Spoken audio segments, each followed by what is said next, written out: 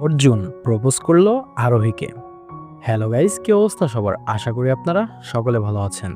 নিয়ে আসলাম এই কেমন ভালোবাসা ধারাবাহিক নাটকের ৪৮তম এপিসোডের সুন্দর একটি এক্সপ্লেনেশন। সো গাইস, চলুন আর দেরি না করে মূল ভিডিওতে যাওয়া যাক। সো গাইস, এপিসোডের শুরুতেই আমরা দেখতে পাই যে কনে পক্ষ এবং বর পক্ষ তুমুল ঝগড়া করছে একে অপরের মধ্যে। কোনো পক্ষ বলছে তোমরা লুজার, তোমরা জিততে পারোনি আমাদের সাথে। তখন বরপক্ষ বলে যে আমরা জিতবো কিভাবে? অর্জুন যদি ঠিক টাইমে আসতো তাহলে অবশ্যই আমরা জিতে যেতাম। কিন্তু কোনো পক্ষ তা কোনো মতেই মানছিল না এবং তাদের লুজার লুজার বলে খ্যাপাতে থাকে। তখন ওইদিকে দেখা যায় অর্জুন এবং আরোহী একসাথে নিচে নেমে এসেছে। তখন ওই পাশে দেখা যায় যে আরেকটা যে বান্ধবী আছে অর্জুনের, সেই বান্ধবী বলছে আমি তো অর্জুনকে কালকে নেশার ওষুধ খাইয়ে দিলাম, কিন্তু ও এখনো ঠিক আছে কিভাবে। তার সেই বান্ধবী কোনো মতেই বুঝতে পারছিল না অর্জুন এখনো কিভাবে টিকে রয়েছে। তখন সে কালকের সেই ওয়েটারকে ডাক দেয় এবং বলে আমি যে কালকে তোমাকে একটা ড্রিঙ্কস দিয়ে দিলাম অর্জুনকে খাওয়ানোর জন্য, তুমি কি তাকে সেটা দাওনি? তখন সেই ওয়েটার বলে আমি অর্জুন স্যারের জন্য নিয়ে যেতে নিয়েছিলাম, তখনই প্রসাদ স্যার সেটি নিয়ে খেয়ে নেয়। তখন তো অর্জুনের বান্ধবী অনেক মন খারাপ করে এবং ওয়েটারকে সেখান থেকে চলে যেতে বলে। তারপর ওইদিকে দেখা যায় অর্জুন বলে যে মেয়েরা বেস্ট, মেয়েরা সবকিছু পারে, তাদের মধ্যে ইমোশন, সংসার গোছানোর সব দায়িত্ব তাদের মধ্যে আছে। এর জন্য আমি মনে করি মেয়েরা সবসময় বেস্ট, তাই আমি বলছি যে মেয়েরা জিতে গেছে।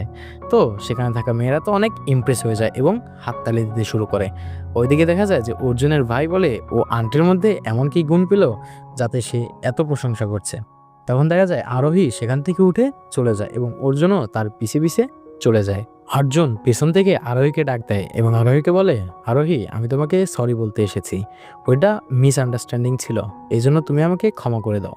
তখন আরোহী বলে যে তোমার কাছে হয়তো সব কিছুরই ক্ষমা আছে, সরি বললেই তোমাদের হয়ে যায়, তোমরা সব ছেলেরা এমনই।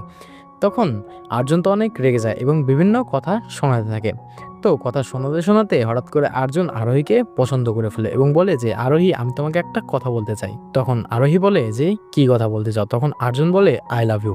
তো আরোহী তো অনেক অবাক হয়ে যায় এবং বলে যে তুমি কি এটা মন থেকে বললে?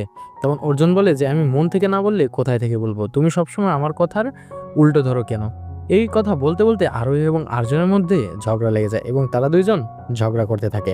তো ওই দিক থেকে দেখা যায় যে অর্জুনের ভাই চলে এসেছে তার একটি বন্ধু নিয়ে এবং বলছে ও এই প্রথম ওর বয়সী একটা মেয়ের সাথে কথা বলছে, এতদিন তো তাও আন্টির সাথে কথা বলতো। তখন অর্জুনের ভাই বলে কই ও ওই মেয়ের সাথে কথা বলছে, ওরা তো ঝগড়া করছে, আমার ভাই কখনো ঠিক হবে না, ও শুধু আন্টি পছন্দ হয়। তো এই সিন এখানেই শেষ হয়ে যায়। তো অপর সিনে দেখা যায় যে আরোহীর বাবা এবং অর্জুনের বাবা একসাথে দাঁড়িয়ে কথা বলছে। তো আরোহীর বাবা অর্জুনের বাবাকে বলে তাহলে বিয়ে তাহলে ঠিকই হয়ে গেল। তখন অর্জুনের বাবা বলে যে কিসের বিয়ে? তখন তার পাশে থাকা সেই লোকটি তাকে ঠেস দিয়ে বলে যে আরে বলো হ্যাঁ ঠিক আছে। তখন অর্জুনের বাবা বলে যে হ্যাঁ অবশ্যই বিয়ে তো আমরা দেবই। তখন আরোহীর বাবা বলে তাহলে তো সব ঠিকঠাকই আছে। আসলে অর্জুনের বাবা আরোহীর বাবার সম্পত্তির লোভে তার ছেলের সাথে তার মেয়ের বিয়ে দিচ্ছিল।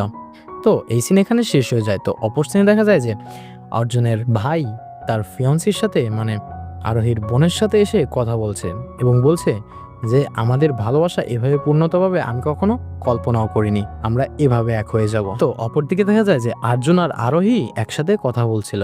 তখন অর্জুন বলে যে আমি সিরিয়াস আমার লাইফ নিয়ে, তুমি কি আমার জীবনে আসতে চাও? তখন আরোহী বলে যে আমি ভেবে দেখব, কিন্তু অর্জুন কোনো মতেই মানতে চাইছিল না, সেই বলছিল যে এখনই তোমাকে সিদ্ধান্ত নিতে হবে।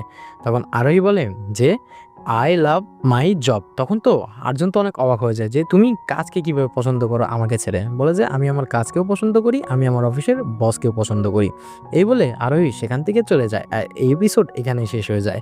সো গাইস, কেমন লাগলো আজকের এপিসোড? আশা করি সবার ভালো লাগবে। যারা এখন আমাদের চ্যানেলটি সাবস্ক্রাইব করেনি তারা অবশ্যই আমাদের চ্যানেলটি সাবস্ক্রাইব করে পাশে থাকা বেল আইকনটি অন করে দিবেন পরবর্তী ভিডিওর জন্য। ধন্যবাদ।